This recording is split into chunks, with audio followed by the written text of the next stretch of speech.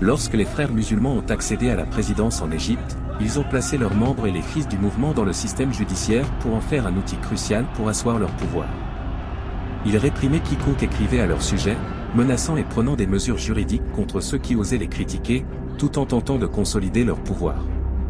Le journaliste égyptien Khaled Hanafi a affirmé dans un article publié dans le journal Al-Watan que malgré leur accession à la présidence, les frères musulmans n'ont jamais cherché à régulariser leur organisation ni à lui donner une légitimité juridique.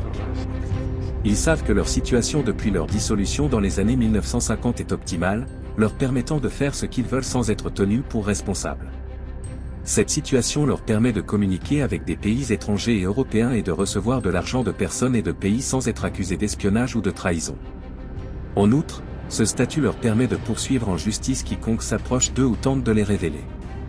Selon l'article de Hanafi, les frères musulmans savent bien qu'ils ont été dissous 2 fois, la première en novembre 1948 sous le gouvernement de Nukrashi Pacha. En réponse, ils l'ont assassiné.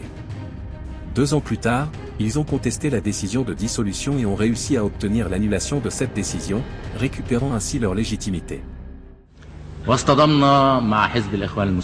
La deuxième dissolution a eu lieu en 1954 après la tentative d'assassinat de Gamal Abdel Nasser à Manchia. À cette époque, le Conseil de commandement de la Révolution a décidé de dissoudre les frères musulmans, considérant qu'il s'agissait d'un parti politique, et a appliqué le décret de dissolution des partis politiques.